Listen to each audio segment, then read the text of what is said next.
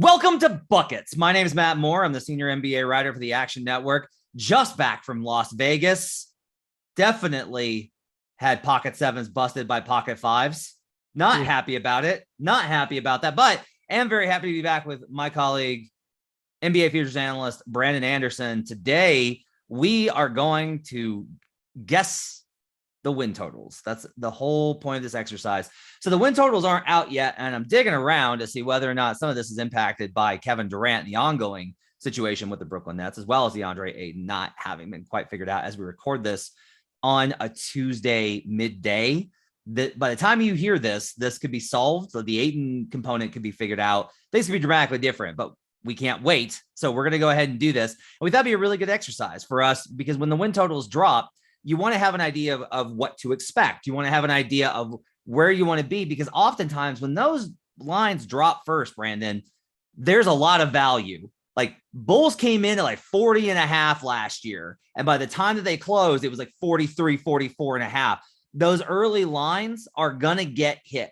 So like it is with anything, sometimes when the lines are fresh off the market, you can find inequalities, especially in my opinion, in the win totals before consensus impacts the bettors, which impacts the market. So this gives you kind of a guide for what to be looking for before those win totals come out for the NBA. Yeah, I'm excited for this. I kind of looked at last year's Vegas totals. Obviously, they're kind of moving around, but just the median one, looked at wins, expected wins, all the advanced metric stuff. I'm a nerd in that way, all the SRS, O and D ratings, and just trying to get a sense of, okay, before I did the Vegas totals, where am I at on this team? Where would I put like a projected win total range? And then, okay, but now I'm the book. And if I'm the book, where am I setting this lines? Remember, the line is not necessarily trying to predict the outcome. It's trying to get equal money on both sides. And that is a little different in some of these cases. We know, like with LA, New York, how they tend to juice it. And I did find the Kevin Durant part of the equation really challenging because there are like 6 teams on the board between the two conferences where I was like, I kind of don't really want to post a number here yet. I'm not sure I want money coming on either side when things could swing a lot. So we'll talk about some of those teams when we get there. But yeah, it's a fun exercise. And I definitely have a handful of teams earmarked to grab the over and under as soon as I can. So let's start with, we're going to go in alphabetical order, and let's just start with the Atlanta Hawks. Win total last year. I have a average line that I took from PointsBet, Superbook, DraftKings, FanDuel, Circa, BetMGM, and Caesars. This was at close.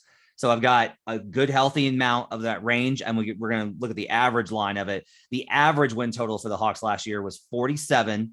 They won 43 games. Their Pythagorean expectation was 44 and a half-ish. So DeJounte Murray added, obviously, for a huge number of draft picks. No Danilo Gallinari. Lou Williams still out there floating as a free agent. You've got John Collins still on the board, on the Hawks. Clint Capella still on the Hawks. Bogdanovich still on the Hawks. So Kevin Huerter's gone. DeLon Wright is gone. Where do you have the Hawks for a win total for next season? Yeah, Danilo Gallinari also gone. It's weird because the Hawks were in the Eastern Conference Finals 2 years ago, and they were the team that they seemed to be kind of that everyone's darling team last year. And everyone expected, okay, young team took a big step. Now they take a big step forward. Then they take a big step back. So now where do you set expectations? And I feel like just somewhere in the middle is about right. So I put the line at 45 and a half. That's a couple wins more than where they're at last year. It's just barely above where their expected win total was. I think it feels about right to me. I could go like a win either way, but 45 and a half for me. I'm going to bump mine down by a half based off of what we talked about. I had it at 46 and a half. I'm going to go ahead and put it at 46 flat. This feels like a team that will actually wind up without the hook. Because 46 feels very much on the dot for me. Yeah. If you look at it from the perspective of they underperformed last year, and boy, was I big on the Hawks over last year. That hurts so bad. DeJounte makes them better, but they underperformed last year. So you take a 43 win team and you look at adding DeJounte Murray, you tick that up, some uncertainty with what they're going to do with the rotation, lose a little bit of depth.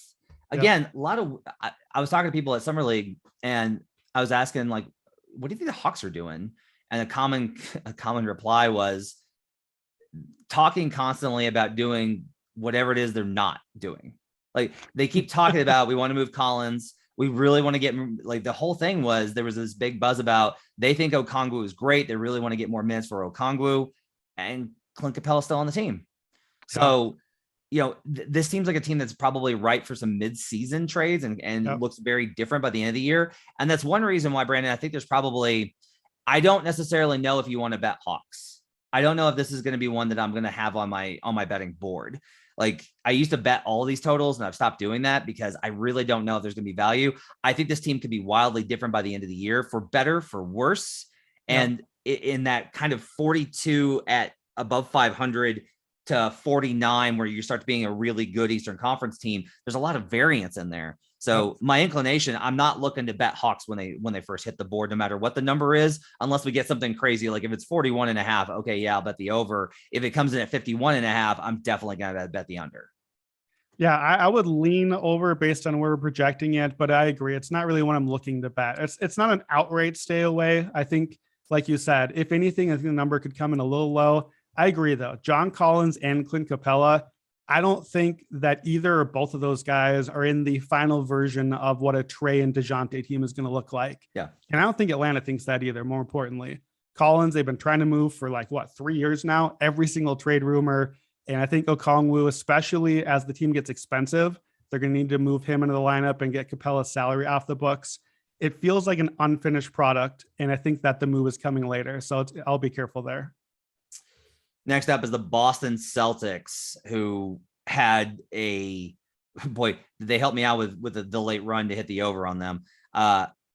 Their average line was 46 on the win total. They won 51.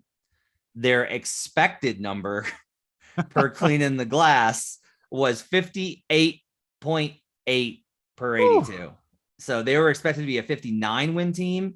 So this kind of tells you, if you look at it, they still underperformed expectations based off of how they finished with only 51 wins. When I look at this team trying to project where they're going to be, this is a really interesting one, right? So 58.5 is the Pythagorean expected. 46 last year. They outperformed that by 5. I'm not willing to say that they are this is the challenge with them. We talked about all year after when they started going on this run, basically from March on. I am still not, Brandon. I'm still not in. That's the real Celtics. I just think that they overperformed expectations by such a high degree, even though it's but the Pythagorean says that they underperformed. But those numbers were crazy. They had the best defensive rating in 2,000 years, since the Mesopotamians. I don't buy it. So I'm going to go ahead and be a little bit more conservative on this. Okay. And I'm going to put them, even with Malcolm Brogdon, I'm going to put them at 52.5. Wow. Okay. So I'm at 55.5 here. Okay. And I think that's fair. I felt like I was being a little conservative. From what I could see, 56.5 was about the highest number on the board last year. I think that's about where the Nets and Lakers were at. I'm wanting Boston to be the highest number on my board. Do you have a number higher than Boston on your board? I do. I have several numbers higher than Boston on my board. But this is actually interesting because we talked about this as when we started talking about this exercise. We're this is going to be a workshop for it. And I'm going to bump them up because I think you're right. I think putting them at 52.5 is I'm ignoring the public. And I'm ignoring the fact that they're the title favorite. I can't have the title favorite at 52.5. Yeah, you're gonna get way too much money on your over at 52.5, and you want an even spread. I think maybe I debated. I initially had a 56.5, and that just felt a little too high. Here's where I'm stuck. Is I believe in the team. We know this. We know this from the year. I believe in the defense. They basically have 7 good starters on this team. I don't remember seeing a team so deep with really quality starters Brogdon, Marcus Smart, Derek White. We're going to have 2 of those guys coming off the bench, or one of them and Time Lord or Al Horford off the bench. Gallinari is the 8th man on the team. I don't really need him in a playoff rotation doing too much, but a regular season, just getting some buckets. There's just a lot of talent on this team. Tatum and Brown made steps forward in the second half of the year while the defense was leaping forward. We know that they're well coached. I always love to bet on teams with great defenses. I have project Boston 56 to 64 wins. I want an over here. Even at my number, 55.5, every projected total I have is above that. They're way above your projected total. Here's my problem. We know the one thing you can't do is bet the over on the highest total on the board. We know that is never good business. So I'm going to be careful, but I like Boston a lot. I think that their depth and their defense gives them a very high floor. Okay, so I'm bumping up Boston to 56.5. You're right that like they're the title favorite. I need to have them at the highest number on the board. So I'm bumping them to 56.5. The number one team with the highest win total has gone under in 9 of the last 13 seasons. Oof. That's 9-4 to the under. So that's enough to me. Look, Al Horford had a great bounce back season. What if he starts to age out? Yeah. Jason Tatum's got a lot of miles on him. What if that's kind of weird? Derek White was really good last year, but Derek White's been an inconsistent player. Time Lord has injury concerns. Malcolm Brogdon has a ton of injury concerns. So there's a lot of ways this goes sideways. I am definitely not going to be betting the over, but I don't think I'm going to be betting the under because this team is really good and they're very well coached. And I think that I think I'd be being too cute expecting a pullback, but check back with me by the time September rolls around. If this number comes out at like 59.5, if they're projecting them anywhere, like again, the Nets were 56.5, so I don't think we will. But if we get above 57.5, I think I'm going to have to take an under just based off of the trend.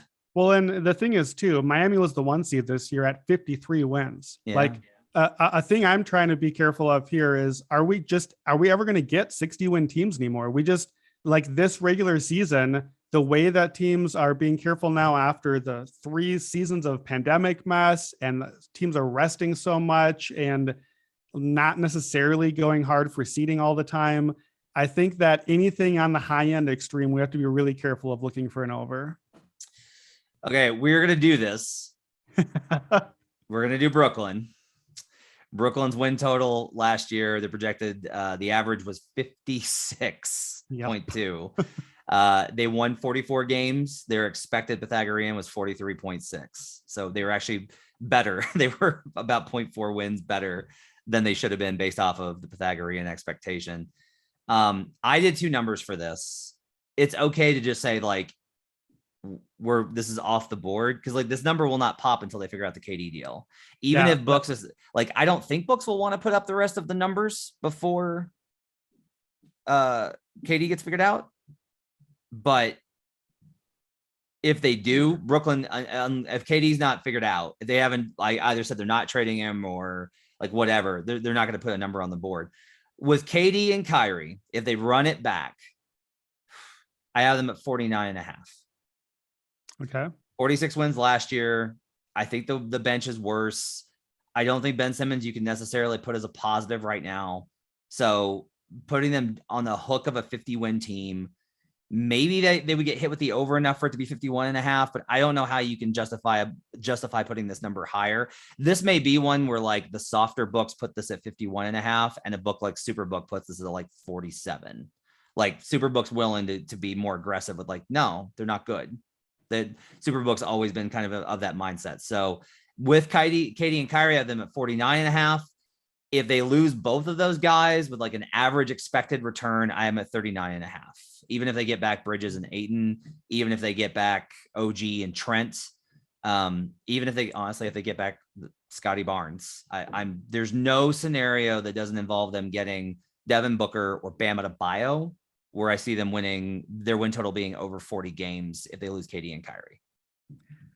So I'm just going to let you carry this one for the most part. I basically said off the board. Like in no scenario, if I'm the book, am I offering a line on Brooklyn? I think this could drag we could go another month or 2 on this for all I know, not source, that's just my feeling. And I'm going to have to list numbers. I want to get the money coming in all the rest of these teams. So I'm going to have to put numbers up, even though what do I do with Toronto? What do I do with Phoenix? These other KD destinations? What do I do with the Lakers if Kyrie goes? All that I kind of had to factor in. But for Brooklyn itself, I'm just off the board. I am apparently much lower on them, assuming that these guys get traded than you. I put a placeholder in just to kind of keep track of overall NBA wins. My placeholder number for them is 25.5. Like I'm expecting a bottom out. Here's the thing too. Everyone talks about, well, they're not going to tank because they don't have their draft pick anyway. Well, they kind of do. They have Houston owns their swap rights. Well, guess what? Houston is terrible this year. So Houston, if you swap with Houston, you're still going to be picking like fifth or sixth in the draft, probably. It's still nice to get that pick. Like this is one year they actually can tank a little bit there. So I don't know. I don't feel like the returns are going to be great for Kevin Durant. I think it's probably going to be like Russell Westbrook or offloading his contract. And I'm not sure it's going to be guys that move the needle. So I think Brooklyn could turn into a tank team. That's why they're totally off the board for me. They're going to have veterans, I think. If they have veterans, then I'm going to feel like they're going to be able to win more games than some of the other teams. But I'm not going to be, we'll see what they look like at the end. It's going to take a lot for me to be like, ooh, can't wait to bet the Brooklyn Nets over. That's going to take a while for me to buy into. Let's move on to Charlotte since that's such a mess. Charlotte's expected last year, or their average line, 37.9, so around 38. They won 43. Their Pythagorean was 44. This was another one that I got absolutely crushed on. This one killed me because I really thought this was an under team. I still don't really understand how they won 44 games. Don't understand it at all. And it's not like LaMelo had a great season. As we stand here on Tuesday, I am not currently expecting Miles Bridges to be with the team, at least to start the season. I don't know if he'll be re-signed. I don't know if he'll face a multi-year suspension for the domestic violence charges. I would hope the NBA pursues that through the investigation. So I don't know what to do, but that's a big loss for them. Obviously on the court is Miles Bridges. It's not as important as the off-court stuff, but that's a significant loss. How did they get better? Who did they get that makes them better? I don't have anybody on this. Like I'm not blown away by Mark Williams. Like there's nothing here for me to feel like Charlotte improved in any sort of way. And you're talking about a significant loss. I'm actually bumping them back and thinking that the bookmakers will be a little bit stickier with theirs from last year. I am putting them at 38 wins. Okay. So I'm with you on everything you just said. I don't get it. I don't understand what this team did to win 43 games. My instinct is I'm out on Charlotte this year. I don't feel good about them at all. And then I look at it, I'm like, well, I'm assuming no Miles Bridges this year. That's a loss for them, but it's not like he's this mega star. Like it shouldn't move the win total needle a ton. And otherwise the team is mostly the same as last year. And I just feel much worse about them. My number is 36.5. This was one for me where like when I initially did all the teams, I ended up cumulatively like 10 wins higher than I wanted to be. And as I kind of went back and was like, okay, well, let's take another win away here. Let's bump this one down. If I'm a book, Charlotte, I just going to bump them down. I'm just not that worried about money pouring in on the Charlotte Hornets over, and that's going to make or break me. Like, I don't think this team is that great. I'm not sure that they're even necessarily a play-in team. I think they are on the fringe of getting into the play-in, and in the East, 36.5, 38.5. I think I probably started there where you had 38.5 and then just kind of bumped down another win or two. But even then I look under on this team. The problem is I didn't like re-signing or bringing back Steve Clifford as a head coach. You liked it more than I did, but Steve Clifford teams tend to really make a nice jump defensively in the first year. So this probably is going to end up being somewhat a stay away from me, but it's not a team I'm excited about. Gordon Hayward's minutes, I think, are also a thing here where they were a lot better when he was on the floor. Maybe LaMelo makes a jump here, which is another reason for me to be kind of skeptical about it. I will say if we're wrong and this number pops at, because they won 44 last season, if they jump at 41.5, I'm probably going to bet the under. Yeah. Hayward, by the way, they were 25-23 when Hayward played last year. So basically the same win rate as their season total. Yeah, I think there's a little bit of noise in there based off of like there was a late season like stretch where they just did it. In general, their numbers with and without Hayward, because we were tracking on NBA bet streams that basically like you could fade them consistently without Hayward and they wouldn't cover. And so I think that's part of the equation too. Maybe like if it doesn't line up with when the schedule gets soft, that probably changes things. yeah, that's fair. All right, let's go to I'm dreading this conversation. The Chicago Bulls. All right, so last year, like I said, there was an open at 40.5. Their closing was 42.8. That was where they got to. There were 43.5s in the market by the time that it closed. I grabbed it at 40. I grabbed it at 39.5, at 40.5, 41.5. I took multiple bets on that month by month on Chicago early, and they all cashed as they won 46 games. Pythagorean expectation for the Bulls last season was only 40.4. So like the drop off was significant. This was a good team and they got really, really, really hurt. Now, the fact that Lonzo Ball is still not like back, that Billy Donovan's like, well, he's working his way, progress, that's concerning. But like losing Caruso was brutal. Zach LaVine, I think, had 2 bouts with COVID. They had one of the worst COVID outbreaks in the league in December. It was a mess of a year for them, and their floor is still really high when you have DeRozan and LaVine and Vucevic, who I think is going to have a better season next season than last. I don't think Vucevic is rotting. I think that he's still going to be pretty solid. I think last year there's a lot of weird stuff that went on with him. Like he was missing bunnies, which is not something that Vuce does. Like Vuce is not going to lose the ability to make bunnies. So that's still going to be pretty good. Some internal development with Patrick Williams and Ayo Dosunmu. So there's some value there. I am projecting a little bit of a dip for them based off of the Lonzo stuff and some of the Pythagorean stuff. So I put their win total at 45.5. Okay. That's exactly where I have them actually. Okay. 45.5. Yep. I basically, again, they won 46 last year. To me, this is a prove it spot. If I'm the book, I'm saying, okay, go ahead, win 46 again, hit the over, get your last year's total and do it.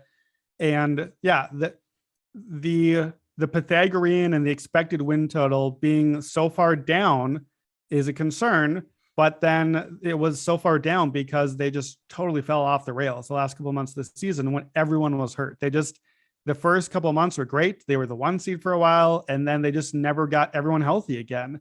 And the perimeter defense suffered without Lonzo and Caruso. I always felt like early in the season, there were moments where DeMar DeRozan was high on the MVP list. There were moments earlier where LaVine was getting some MVP hype. I always felt like that was a misconstrued way of looking at the team. This to me was a really, really good 5-man lineup. When they had Caruso and Lonzo out there and Vooch and the 2 stars are doing the scoring. But I think that the strength of the team was those 5 together, much better than I ever gave it credit for. Like you bet the over a bunch of times. I was way out on the Bulls. I was way under on the Bulls. I was way wrong on the Bulls. The 5-man lineup is good.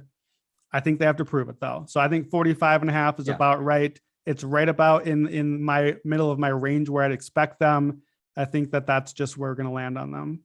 Anything 46.5, 47.5, I'm probably going to go ahead and bet the under. Maybe not heavy. I'll go light on it, but if that's where it pops, I'll go there. If they follow what's kind of been the vibe around the team, everyone's like really disappointed with the offseason and they put it at 42.5. I think there's probably value on the over. I know this is a tight window, but I do think this is a team that like the number really matters. I think with the Bulls more than a lot of them. It depends on where the books kind of estimate and then how much public money they're expecting to get on them. Let's go to the Cavs, who obviously had an incredible season. I bet the under mostly built out of the fact that as much as I like him as a coach, JB Bickerstaff had literally never, ever hit the win total over in any season as a head coach. Well, guess what? That streak ended last year as the Cleveland Cavaliers had a 27.3 average line on their win total, and they won 44 games. And that's with an injury drop-off of significant portions at the end of the year. They were Pythagorean expectation at 45.8, close to 46. So they win 44. They should have won 46. Their win total was in the 27 range. So obviously big hits on the over there. That thing clinched basically by January, I think is when it actually clinched. Yeah, I think they were the first one. So Colin Sexton still unsigned. Haven't figured that out yet. They bring back Rubio. Rubio's going to miss time, obviously, coming off the ACL. So they bring in Raul Neto, which I thought was a really smart kind of addition for them. Darius Garland comes back on a max extension, and you've got obviously Evan Mobley and Jared Allen as the kind of the core there, along with Markkanen.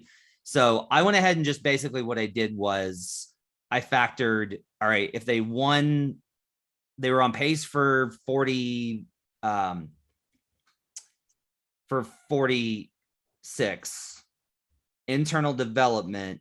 I went a little high here because I think the team that they're going to be a team that sharps are looking to play. I think they're expecting sharp plays on this rather than the public. Teams like Cleveland, by the way, will always have a little bit of a truncation because the non-public teams get this. Memphis got this consistently and Utah got this consistently. So I'm putting them at 46.5.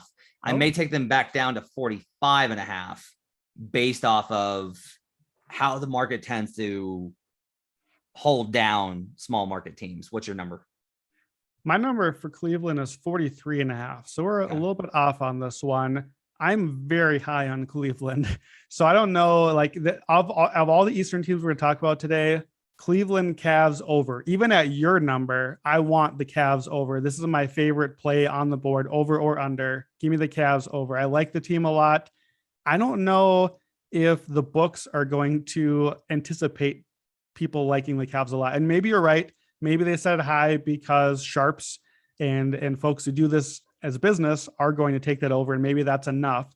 I think that they would anticipate the public being like, yeah, okay, that was cute. That was cute, Cleveland. But then it got real in the second half of the year, and then you weren't good anymore, and you didn't even make the playoffs. You lost in the play-in. Like, I feel like that's going to be what the perception is, well, that was fun. Nice run. It wasn't ever real. We never believed in you. And then it got real, and then you weren't good. See, we knew you weren't good. I don't think that's true. I think Garland and Mobley and Allen, that trio is on the rise. And we have every reason to believe all three of those guys, especially Mobley as a sophomore, should be much better this year. I agree. I love the Rubio and Neto combo. They brought in Robin Lopez as another big man. Love it. Like, just a perfectly good veteran big dude to come in and just be part of the rotation, give some minutes off. I think it's going to be a really good defense.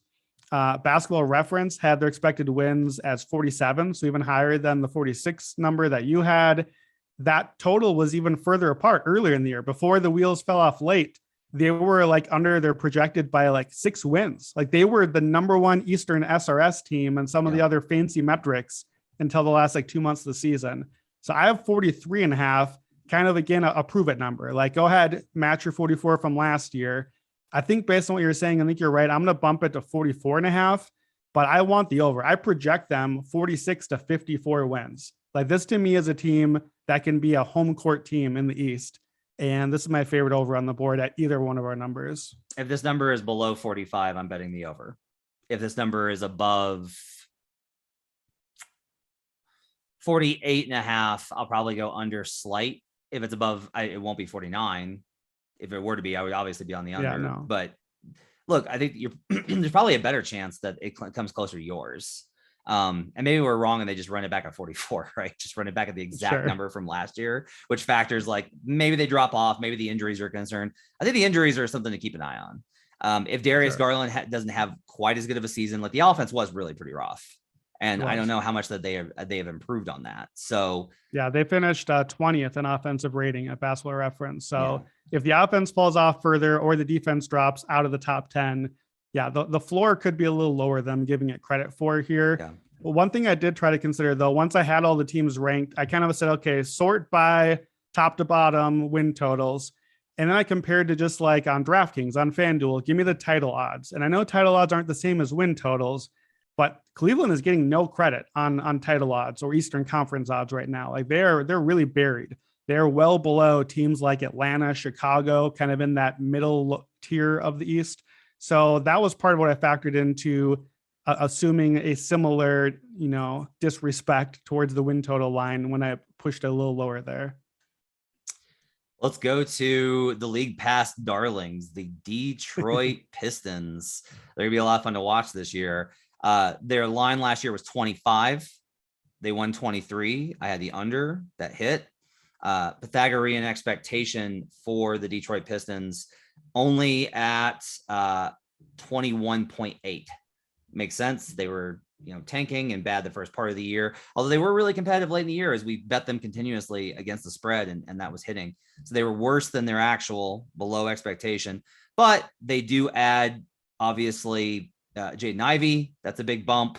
Internal development. They did find their groove later in the year. So I'm actually bumping them a little bit, Brandon. I think this is a good young team. I'm actually bumping them up to 27.5, and I'm probably going to like the over a little bit here. Interesting. So I have them at 24.5, basically just about where they're at last year.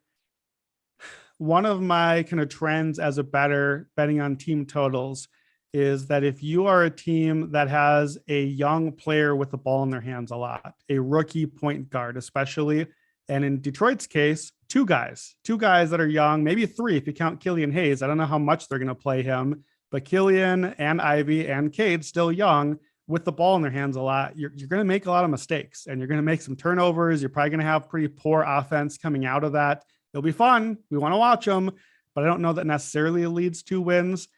I was surprised to see in the East that there wasn't necessarily any one team that just was like, well, they're terrible. They're the worst team in the East. I don't really have that team. There were two teams, Detroit and Orlando, the two teams from last year that seem like, well, these are probably the tank teams, but I'm not sure Detroit or Orlando thinks they're a tanking team. I think they want to win. I think they're going to try at the beginning of the season and feel like, I think Detroit is going to come out and think that they can make a push for the play-in this year. I don't think they can, but I think they're going to play at the beginning of the season like they think they can. And that always is a bit of a worry on the total. Maybe 24.5 is a little low. In that mid-20s range, I kind of lose sight of where the number ought to be, but they're probably just going to end up a stay away from me because I think they're going to end up tanking just because the team isn't good enough yet. But I think it's going to end up somewhere in that middle range. I'm going to be on the over. I'll just tell you right now, especially if we get a 24.5, I'm going to be on the over. If it's 27.5, which is where I put it at, I'm probably still going to be on the over.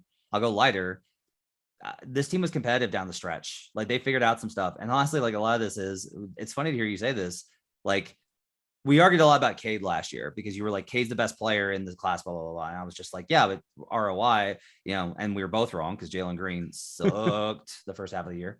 I just think Cade's going to have a phenomenal second season. He showed enough. Like he made a late push despite the Pistons and him shooting at like 1940s levels for the first 3 months of the season.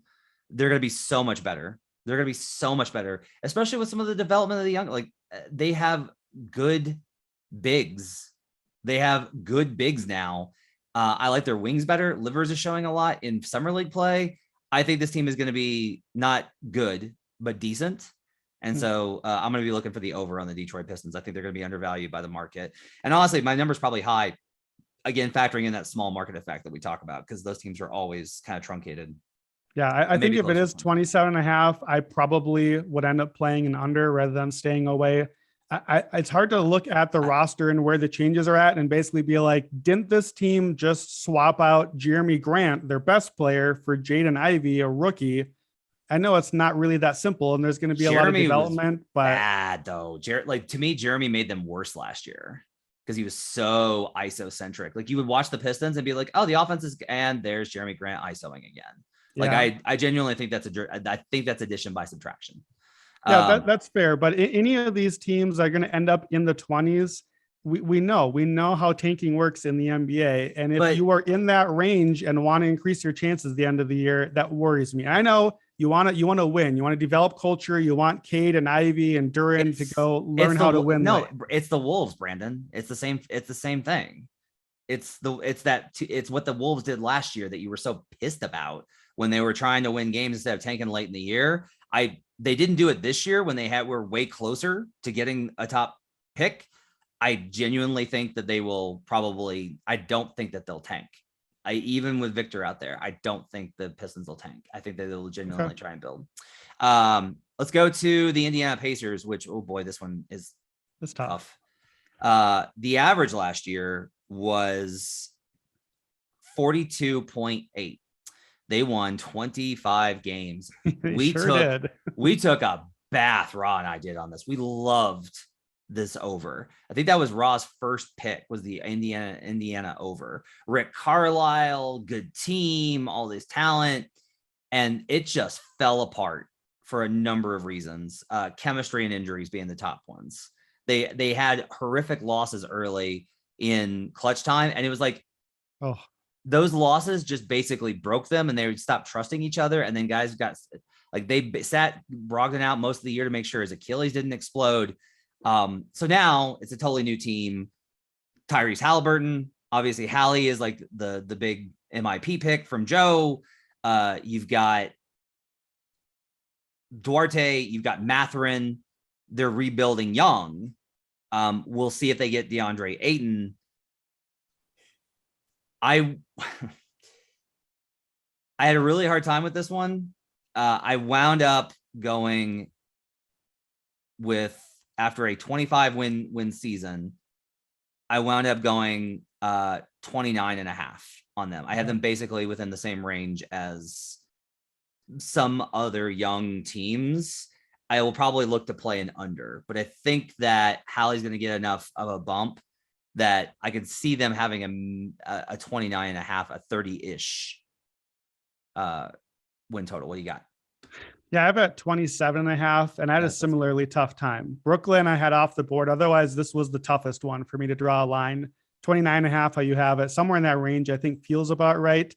I would, if it's my number, I would lean over on this one. I think that the floor in this team is a little higher than people would give credit for. We don't know. We'll see even by the time you listen to this, but it sounds like Ayton might be coming in. Ayton and Halliburton and Duarte, Buddy Hield. That's like a decent team. That's not a squad, but it's a decent roster. Halliburton is good, man. Like Mathurin looks ready to go. Like, to me, this is a tank question. Is this team, does Indiana want to do the winning culture thing and try to push for the playoffs? Or do they like, oh, Halliburton, is your pinky okay? Did you hurt your pinky? Because, oh, hey, why don't you just sit out the last 6 weeks? We want to get that pick. We need a star. The roster doesn't have a star. Halliburton is not going to be that guy. I don't think he's going to be really good, but he should be a supporting a star player. They need a chance to go get the star. Maybe Mathurin is it, but they could use another high pick. So it's another one of those where I don't know if I have a good read on the intentions yet, but if you told me they were going to try, I would like an over here, because I think the roster is good enough in a East that's weak at the bottom for them to kind of be in that mix with a Charlotte or a Washington of the world. But it's a hard read to get a team to get a read on. So again, we have kind of this, the tension here between the sharps / like the NBA internet and the public. Sure. Like the public number is probably like 25.5. Yeah, the public is just out on Indiana. This team is garbage. Get out of here. The internet is probably like 29, maybe 30.5. Yeah. I kind of lean with the public here. Look, I like Tyrese Halliburton, but everybody's just getting a little, because he was also one of the draft Twitter guys. Like Hallie crosses like every box for people putting the cart a little bit before the horse. I don't know, like the Buddy Hield may get dealt. I'm expecting Miles Turner to be in the deal if they do this Ayton thing. Maybe not, because they'll have space, but I would say they got to move Turner, but they haven't for 2 years. They lost all their veterans. I kind of, if this number, if it's more along with the public, if it's like 25.5, I'm probably going to stay away. If it's 29.5, I'm probably going to go under. If it's like 22.5, which I don't expect, I don't think there's anyone that's 22.5. But if it was like 22.5, 23.5, I'd lean over, but probably not bet it. The only way, I'll just tell you, the only way I'm betting Indiana is if I'm betting an under. That's the only way I'm looking for it, because I do think that I do not think this is like a sneaky good team. I think this is a sneaky fun team, and fun is not the same as good. So my projected win total for Indiana is 25 to 35. And that is, I think, the widest range on my board, at least in the East it is, just because I don't know if they're going to try at the end. I'm not the same as you on this one. I think that I don't think they're a sneaky good team. I think they're a sneaky competent team. I think they just have a bunch of quality guys who are NBA players. And in the East, that seems like it's enough for you to get in the 10 seed race Is it? because like Charlotte and Washington are my other 10 seed teams right now. And I can see a world where Indiana packs it in and is the bottom of the East. And they just like pull out Halliburton, Ayton, whoever the center is. If they the try, come. but if they try, you think that Indiana finishes at or better than Washington's record? I think they can. I think they're right in that same mix of guys. And, Washington, we'll get to them, but they have some of the same questions. But I think Indiana could get to a mid-30s win total, which could get them a 10 seed in a playoff game, a play-in game. But that's about it. When we get off of this, I'm gonna give you odds on them not to win 35 games. 5 games. That's the high end of my range. Don't give me odds on my high end outcomes of things. I can't. Okay, let's do Miami, because Miami was the team that got this whole argument started between us. Miami last year, their average line was 48. They won 53. Their Pythagorean expectation over at cleaning the glass was 53.6, so right in line with where they finished. Number 1 seed in the East. They lose PJ Tucker, which is a significant loss. Markieff Morris, has not re-signed. There is talk around the league that likely he comes back at the end of the cycle. That's likely going to be their power forward, as they don't have one right now. They draft Nikola Jovic. So no big additions, and they lose PJ Tucker, which sounds big. I don't know how big it is. Based off of their success last year at 53 wins, I have a hard time dropping them considerably, but I did drop them to 48.5 as my win total. Okay, well, that's a little different than when we were talking about this before. I have them at 50.5. I did everything with halves, so maybe I might go to just 50 here. Yeah, I gotta tell you, this is really funny. So we did this was what started the argument. Here's what Brandon and I both did. Okay, I think they're better than Brandon thinks, but I think the book will put them at 48.5 and they'll go over. Brandon thinks that they're garbage, but he thinks that the books will respect them, so we put them at 50.5 and thinks that they'll go under. That's the complex dynamics of our interweaving narratives here. It is. I do not think that they're garbage. I have them basically right around 50 wins. I have a hard time. I don't think the line at 48.5 makes sense for the book, because this team was a Jimmy Butler runner away from being in the finals as the defending 1 seed. Even without Kevin Durant, which I don't think that's happening there. I just think a defending 1 seed, a bucket away from the finals, is going to have to get some respect. And I don't think you can put the line below 50, because people are going to look at that and be like, all I have to do is win 50 with that team. That's fair. Team that almost just made the finals. That's fair. So for me, Miami will be an under or pass. I definitely won't be taking the over, because like you said, I think they're garbage. No, I don't think they're garbage, but I think there's a lot more downside than upside to the team. I worry about Jimmy Butler and Kyle Lowry. I worry about the age and the injuries and the mileage on the team. And I worry about not having your 5th starter. I think PJ Tucker is a real loss to what was a great defense. So I just think there's a lot more reason to be pessimistic than optimistic here. My problem with your logic is Brandon, they were the team that missed everybody. They had one of the worst missing game rates over at mangameslost.com of any team. And they just kept plugging. Bam's out. We have no center. Yurtseven steps in and plays great for 2 months. Duncan Robinson has fallen off of a cliff. Guess what? Max comes in and just does a great job.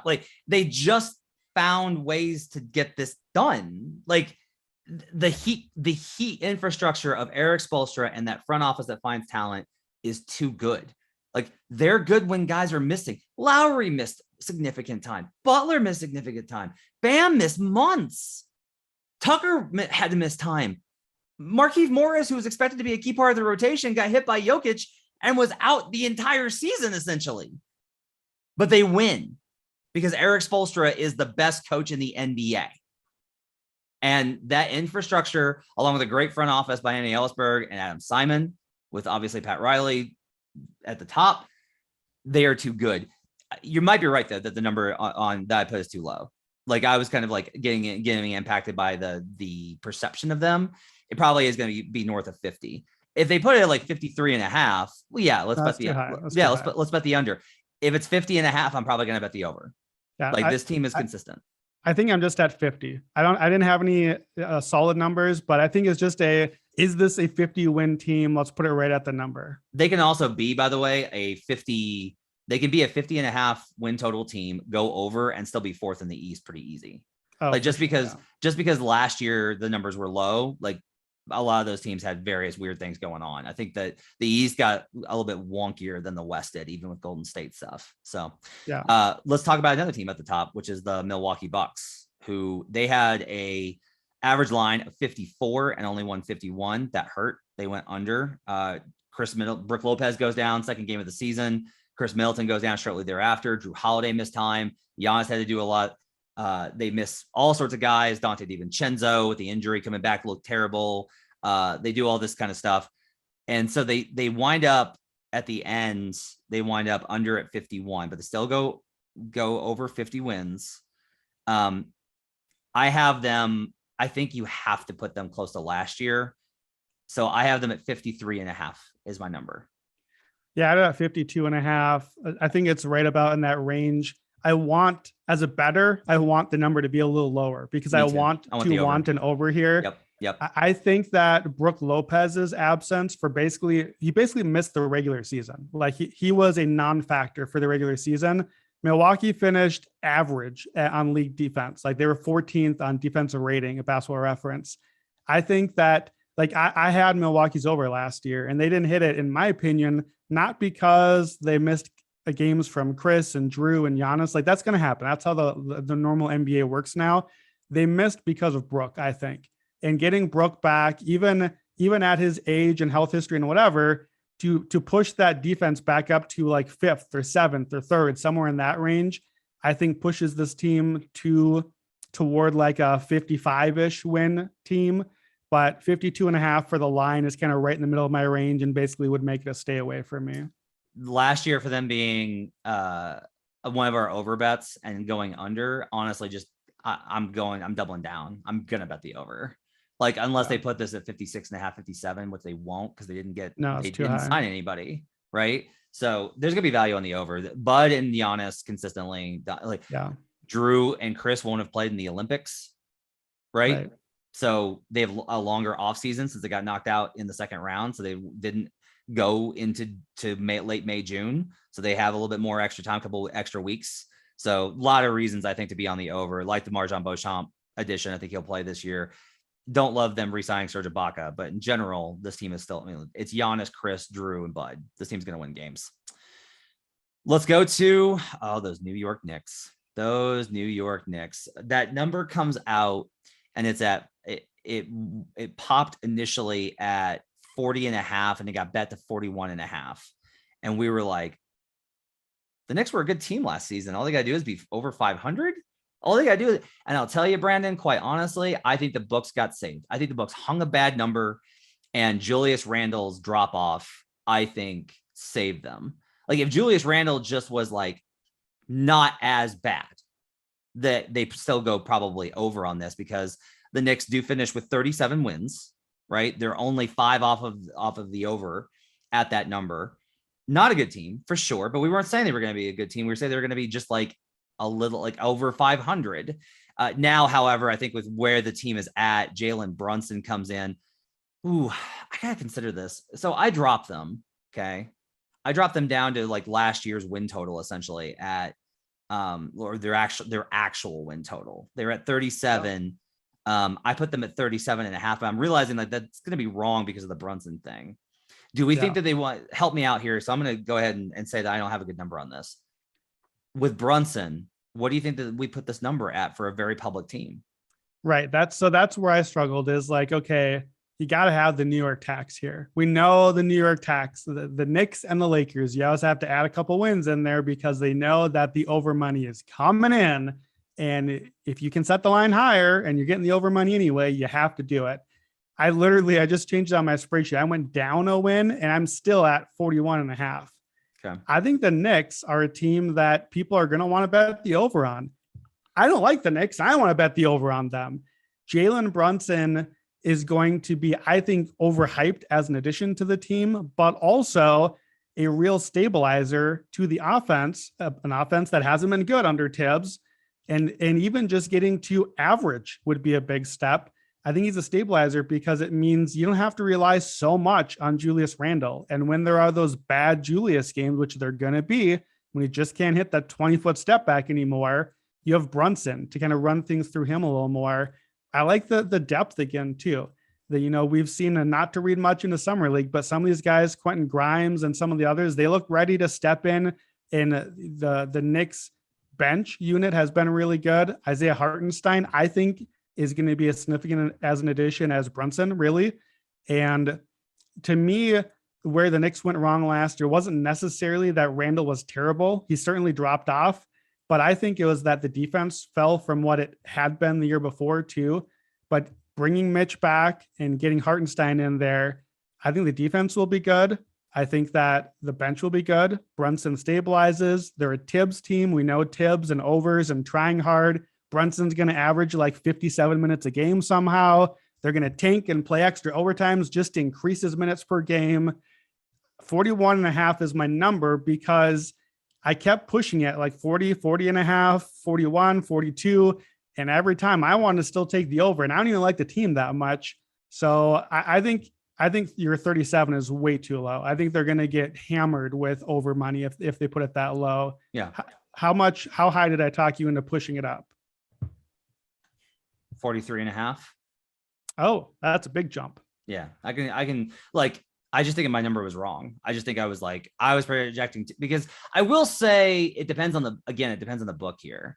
Sure. There are books that are just going to be like, this team is not good. We'll hang a low number. That's fine. That's fine. Because they'll want the over. You mentioned earlier, they want equal sides. They're not true. Especially with win totals, I'll say this. Oftentimes they are looking to take it. They will take positions. And so the books are, I think, definitely taking a position. I would expect the book to take a position because last year they did this. The books last year were like, we'll take it. Now we know 500. Yeah. Go New York, go. We'll take it. We'll take all your over money. And that must've been a very nice hit for them. I think it's possible they do that again. However, if we bump them up to where you kind of have them, I'm going to be on the under. I don't think this team is going to be good at all. I think this team is bad. Yeah. I think they're mediocre. I think they are squarely in the play-in race. I think they are too high of a floor to fall out of the play-in race, but not high enough of a ceiling to get out of it on the high end either. If Brunson makes the leap that they're betting on, I'm willing to be wrong on that. I'm not going to make this. I'm not going to bet it first thing. I want to wait till one of the things that this is a good example of it. No matter where the number comes in, don't bet this one early. Wait till training camp. In training camp, you'll start to hear man, Jalen looks like the best guy in the gym. Man, Jalen, we've really got something. You'll start to hear that, or you'll be like, yeah, it's going to take some time. Wait for that intel and then go in on it. We'll have that over action. I'm going to disagree with you. If you want an over here, and with my number at 41.5, I want the over. It's one of my better overs on the board. If you want an over, you have to bet it because. Oh, okay. I missed in that you want an over. Yeah, if you want over, you got to bet the line because the Knicks line is only going to move up, right? Do you agree that the money is only going to come in and push the line up on the Knicks? So if you want the over, you got to take it when it first drops. I'll tell you, I don't necessarily agree. We'll have to see because I don't think Knicks fans are super excited about this team. But counterpoint, they're Knicks fans. No, so but that's the thing. They'll get there. I will say this: the Knicks are not the Lakers. Everyone buys into the Lakers and pushes them up. The Knicks are not the same because Knicks fans have pay attention and don't just be like, oh, it's gonna be awesome. We have Malik Monk. He's gonna be in THT. He's gonna be an All NBA player. Knicks fans are like, this team sucks. So let's do the Magic, which snuck it under on this one. It was 22.5 was the line across the board, 22.5, and they finished with 22. So just snuck this one out. I need to go back and look and see what the over under win total jumps year over year for the team that gets the number one pick. I would need to see where that goes. I didn't do that before we did this podcast. And so I only have them being bumped. It's a small market team. So I only have them being bumped up to 24.5. I think there's still an expectation that the Magic are terrible. So I have a 24.5. What do you think? I have it at 21.5. Maybe that's too low, but it's to me, it's the It's too worst low. team in the East. With They had the lowest last year was 22 and a half, and it was 22 and a half. You can't think that this team or any team this year is going to be worse than what we expected the worst teams last year, right? Yeah, perhaps not. I mean, I will get to Houston the next podcast. I will have Houston very low. So I think they are worse. But again, it's a young team that's going to be running everything through a young player. Paolo has looked awesome in summer league, but Paolo has also made a ton of mistakes, had a lot of turnovers, and Orlando was the worst offense in the league last year. What? And what are you asking? What, Paolo? What are you talking about, Paolo? He had like 7 turnovers in one Oh, of the games. my dude. Oh, let me just tell you, every single person in the gym, every single person, NBA executive, NBA scout, media, I'm telling you, and having watched him, nobody was more impressive than Paolo in person. No, absolutely. Like he looked fantastic. He absolutely looked like he looked like what you want a number 1 pick to look like. He's going to be very good. I have said that all the while along, but running your offense through him like they're going to do through a 19-year-old big man, it's going to take its lumps. It's going to be problematic along the way. And they were the worst offense in the league last year. They only finished as high as they did because they were around league average on defense. And I think they'll be a little worse probably on that end this year. So it's probably a stay away. If the number is as low as I had it, then my numbers push it towards an over, but it's not a team I want to bet on because inevitably it's a team that's going to be in position to try to get one of the top picks in the draft yet again. So I don't know how Orlando finishes anything outside of the bottom 3 in the East. I don't see any path for it really. I will bet the over on this immediately. Okay. I love this team. I really like this team. So I think one way to kind of consider this is net adjusted rating over at dunks and threes, right? So we adjust for schedule, 27th, right? 27th. And you're like, good, 4th worst. That's actually significant that this team was actively trying to tank the entire year. And Orlando still had enough talent to where they couldn't be that horrible. 29th on offense. So they were 29th when for adjusted. I loved what I saw from WCJ. Markelle Fultz missed essentially the entire year with injury. Cole Anthony was out basically the entire year with injury. They had no guards, which is a problem. Paolo is such a big talent infusion. I genuinely think this team can win 26, 27, 28 games. So I'm going to like the over on them. The number's going to be low, and I'm going to like the over. So I have to push back then because you got Detroit winning like upper 20s. You got Orlando winning upper 20s. Like, you have every team in the East winning like 27 or more games. Somebody has to be bad out here. Who's going to be bad? It's probably going to be a team like Washington, who we'll get to in a second. I think it's probably going to be a team that just the bottom falls out on them. Okay. Brooklyn, I think, is a possibility. Yeah, for sure. Right. Like, even though I think that we argue about where the numbers should be, but I think like Brooklyn could absolutely just like, yeah. You could have a team. I honestly think Indiana might be one of the worst teams. Like, because I don't think Tyrese Halliburton's Chris Paul. So I think they're in that running. I actually think most of the really bad teams might be in the West. If you ask, like, but and also I'll just tell you, these are early ideas, right? I'll probably come down a little bit. You know, you want to lean towards unders. It's not like the NFL where it's always rigged towards the over. But I will I think for me, it's about, even if I'm wrong, I think this number is going to be south of 25. I think they can win 25 games. And I think that we're seeing a lot better parity. Part of it, Brandon, is I don't know. There's not a lot of super teams. Like, we saw this kind of last year where the parity is kind of squeezing things. Like, think about this. Think about where Orlando was at, the talent that they had. Like, their number 1 draft pick was not good. Like, Jalen Suggs was not good last year. They finished terrible. They finished and Markelle Fultz was out the whole year. They finished 0.5 behind the win total. So it's like, I think this one may come in again at 22.5, even with Paolo. Maybe a win higher, but let me put it this way. If it's like 25.5, I'm not going to go over. Yeah. But for me, just these teams that are the Detroits, the Orlandos of the world, the teams that we expect to finish somewhere in the 20s, I just, as a bettor, I can't talk myself into an over for a team that suddenly we're on the last 2 weeks of the We'll season. try and lose. And I hear you. I need I hear two you. wins. I just I need know. two I wins hear to get you. over the line. So for me, if it's a bad team, that's why I would take an Indiana over, because I would consider it, because I think there's enough upside that if things go well for them, they go way over. I don't think Orlando or Detroit go way over. I don't think there's any world where they go way over a number. And I don't want to be pushing for that last win or two with my money on the line 10 months from now. I will tell you, I will ask, and this is not like a challenge, because there are teams I didn't watch much last year. I didn't watch much Houston. Like, I have to do a ton of film work on Houston. How much Orlando did you watch last year? Not a ton, no. So that's definitely low on the list. So that's one of the reasons I actually watched a lot of Orlando, and I was like, there's something here.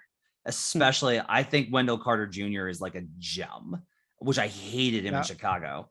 I really think that with Paolo and WCJ, they're going to have lineups. And if Suggs kind of started to get it later in the year, Suggs makes a little bit of a jump. You got Markelle Fultz, if he's able to come back and actually be a point guard. Cole Anthony's like, he does stuff.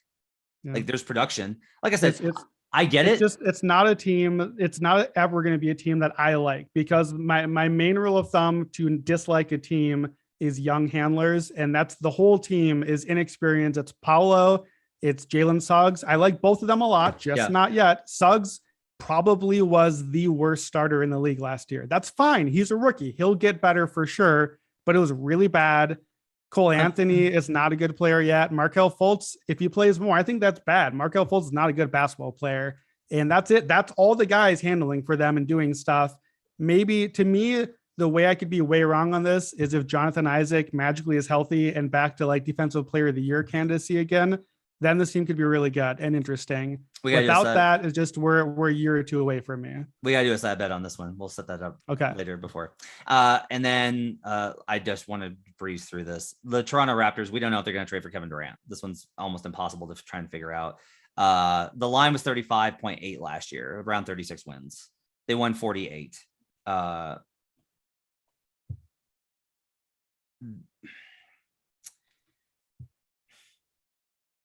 I'm low on them, so I don't even want to say the number I have them at. I probably need to put them at like, I guess I need to put them at like 49 and a half.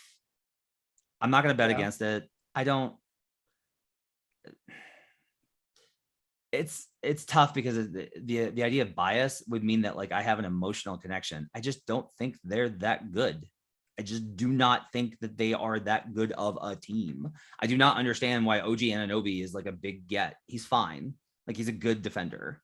I don't understand the idea that he's like a centerpiece of a Kevin Durant trade. Projection, by the way, was 46.6 on the Pythagorean. So they outperformed expectations, which vibes with kind of like when you watch them. They had injuries. Everybody had injuries last year. I'm not excited to bet on this team. I don't want any part of it. I will respect them and leave them alone. What's your number that you have on them? Yeah, I'm in a similar spot. I put them at 48 and a half.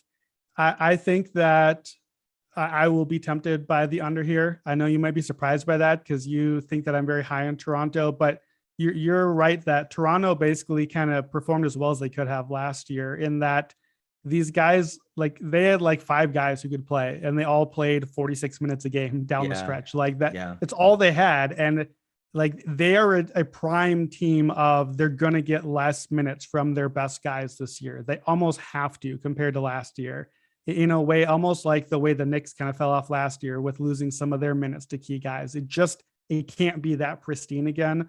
So I think it's a really fun team, but it feels like Toronto is kind of one of those 4 to 8 seed range-ish teams that I tend to just like poop all over on, that I hate the teams that are stuck in the middle.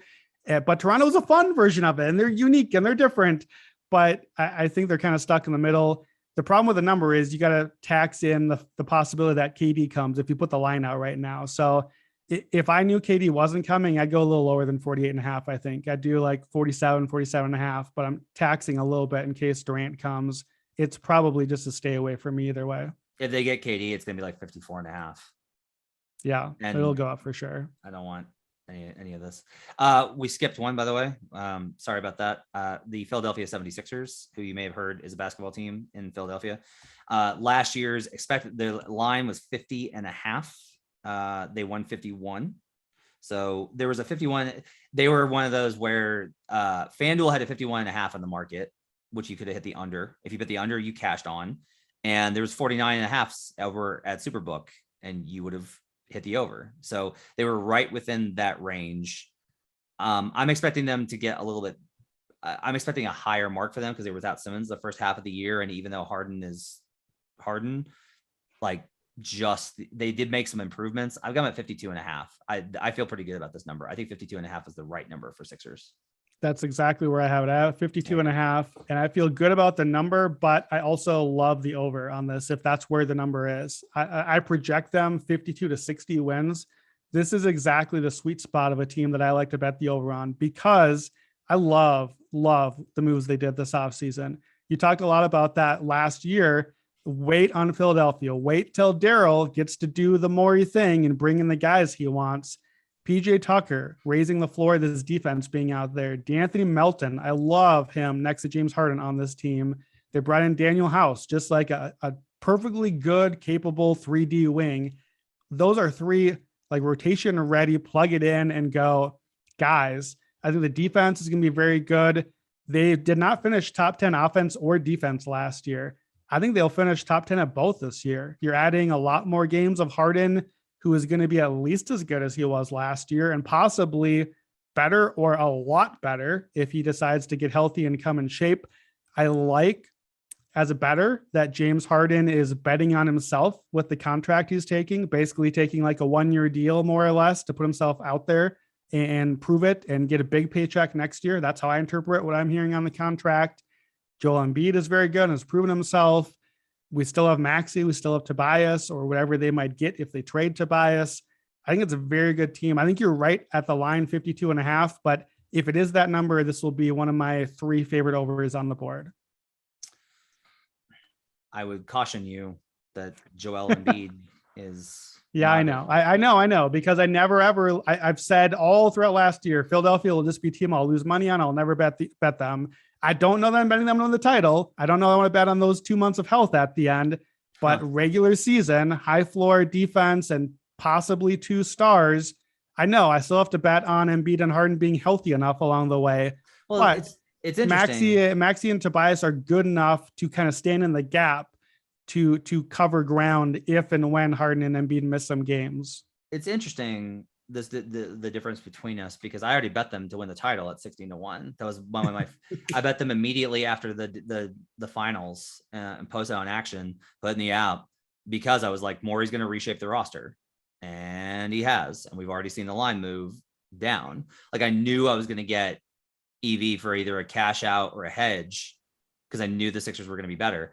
I would bank higher on Embiid being around in May and June than I am going to be on him being around in January and February. Like, I don't want the win total, because I don't think that they feel like they need to rack up a high win total. I want the title futures, because I feel like they'll be standing around in the end. I don't think they'll be the last one standing, but they'll be one of those teams that we're talking about late in it. Here's my difference, and here's why I view it opposite than you. You're right. Maybe Joel Embiid is not healthy in January or in February. The difference is I have to have Joel Embiid healthy in May and June, and I have to have James Harden healthy in May and June. If he's not healthy in January, that's fine. I can win enough games without him. He'll be healthy in March and in April and November and December. Like, there are a lot more regular season months for Embiid to miss a month. If he misses a week in the playoffs, it's done. My title odds are dead. Like, they have to be healthy for that 2-month window, both of them, and at their peak. And we've never seen it from Joel Embiid ever. And we've really not seen a great playoff run from Harden ever for either one of these guys. So I can't bet on that, because it has to happen during that 2-month window. Looking at where the NBA kind of stands big picture, it's really interesting to me. We have what I think for this Philly team is like a 2-year window of really peak title contender status. We have the Lakers, who are maybe a year or two. We have the Clippers, who are a couple of years. Like, there are a bunch of teams that went all in on this version of a team. I think whoever gets Durant is probably like a 2-year window. Well, that's a lot of teams with a 2-year window. The Warriors are a 1 or 2 years left window. Some of these teams, like the Sixers, I think, are going to end up getting one shot at their 2-year window because they're going to not be healthy for one of those. And now the whole thing you've done gives you one shot at a title, one title run. And I can't trust it late, but I can trust it over 6 or 7 months of defense and basketball. That's why I like the win total, but not the title. Finally, the Washington Wizards, who had an expected line last year of 34 about the over, and they just snuck over it at 35 wins. He had 33.5 in the market at DraftKings. That's where I bet it was 33.5, but there were some 34.5s at PointsBet and FanDuel. So they sneak over that one just barely. It looked golden the first month of the season, and then everything kind of fell apart. I think they got worse. Brandon, it's been weird the way that this has kind of been talked about. What's the argument that they got better? Like, okay, give me. I do think they got better. I think they got a lot better. So let me make that argument. Ooh, okay, all right. So first of all, Brad Beal is going to play. Bradley Beal basically was a non-contributor last year. I mean, we have to assume that he's going to play, and he was not great in the minutes he did play last year. So he's going to be there. I was surprised. Kristaps Porzingis' numbers were pretty good for this Washington team once he came over. Like he looks good. He kind of looks worth his contract right now. And we'll see. Maybe that was just, I get to be the star on a bad team that no one else is around and I get my numbers. But like the advanced metrics and the efficiency, it was good. I like that the guys they added, Will Barton and Monty Morris and DeLon, what's his name? Right. DeLon Wright. I like the guys. Like, again, it's an Indiana sort of roster to me. The things I said there of like competent guys, competent NBA players. That is to me who DeLon and Monty and Will Barton are. Kyle Kuzma has become that. The young guys on the team, Kispert and Hachimura, Avdia. I don't like them a lot as like pieces Washington's going to build around, but they're competent. They're rotation guys. Washington has like 10 rotation guys. And I think Washington, if Beal is healthy, certainly is going to fancy themselves as a play-in team at worst. So I think they're going to try unless the bottom really falls out early. I think Washington definitely got better than they were last year. Why do you think they got worse? The roster last year, you talk about all those guys, that was the argument for the over last year. And then they started getting rid of them. They moved Spencer Dinwiddie. They moved Davis Bertans. They moved all these guys. They traded KCP and Ish Smith for Will Barton and Monte Morris. I love Monte Morris. Love Monte. One of my favorite guys I've ever covered. Terrific guy. Love Will. Will's one of the most fun guys I've ever covered too. I think both those guys are good dudes. Will's drop off has been significant. Like Denver got an upgrade on KCP over Will. There's no way. There's no really way to argue it.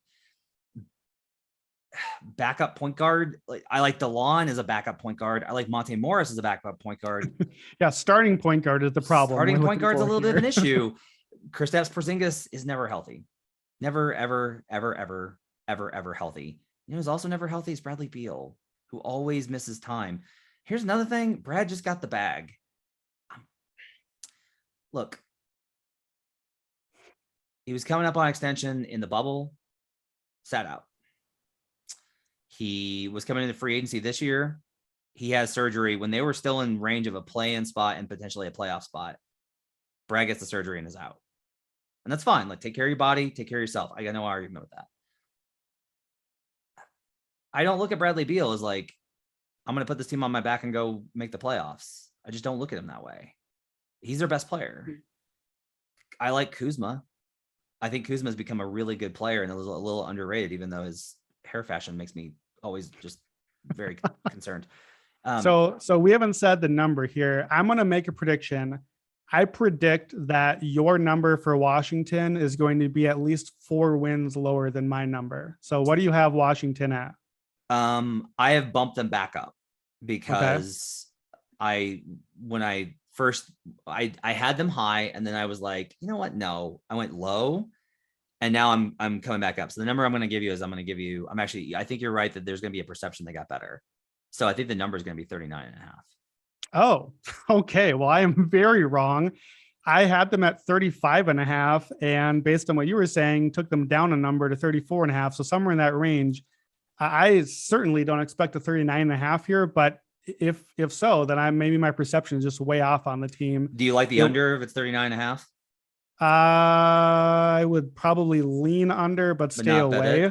I have it on mine. I have it as if it's 34.5, it is one of the best overplays on the board for me. Wow. 39.5 is a long ways away, but I have them projected 34 to 42, basically as a try hard, get in the play-in, and you're not getting the play-in with under 34.5 wins. But they just don't have as many veterans. They just they lost Dinwiddie and KCP. Like, I liked their team last year because I was like, it's a bet. I think if you bet on an over on Washington, you are going to win or lose your bet by the end of the calendar year.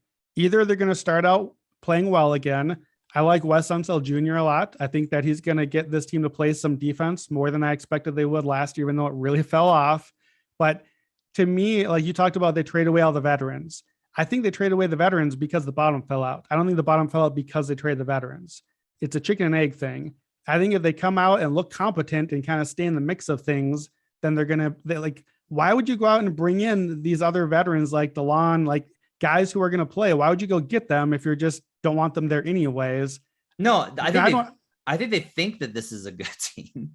Yeah. Like, I think they want to be a good team, but like DeLon Wright is your pick.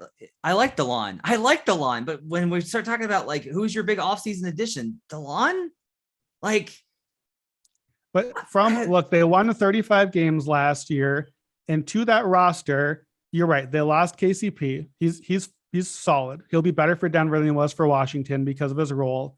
They didn't really lose anything else, but they add a bunch more games of Beal, a bunch more games of Porzingis, even with the question marks on both their health. They add a bunch more games from both the top two guys. They add Monty Morris. They add Will Barton. They add DeLon Wright. Like they add a bunch. They add another year of experience to the young guys who can really only get better still. Kispert and Hachimura. Hachimura didn't play much last year. Just there's a lot of reason that they should be better than what they were last year, and they won 35 in a terrible season. Okay, but here's a number for you. So they won 35. 18 of those wins came before January 1st. Yeah. They were 17 and 30 after the new year. Yeah, it fell out real hard once things went bad. Yeah, this will be another. But again, it's a chicken and egg. Like it's to me, I talked about that with Cleveland a little bit, where Cleveland was really good early, and then we never really totally believed collectively, the public. And then when it went bad, we were like, see, I knew Cleveland wasn't good. I feel like there's a little bit of that with Washington, whereas like they were the one seed like a month into the season. And we were like, what is happening right now? And then it went really bad. And we were like, Washington, terrible. I know the Wizards are bad. Look, the organization is bad. I don't want to bet. I don't want to have any futures on Washington's next 5 years. However I can fade that, give me all the unders on it. I just think that they can make a play-in game this year. Okay. All right. We'll add this one in Orlando and we'll figure out, we'll put those one on the board. All right. That's our best look. Again, I want to stress this. If you're like, that number is preposterous, that number is insane, hit us up on Twitter and tell us why. I am open to being wrong on these because I'm not a bookmaker. And so like, I'm open to the idea. I wanted to work through the process of trying to figure these out. We'll do the Western Conference on Thursday and we'll see you then. Until next time, let's get buckets.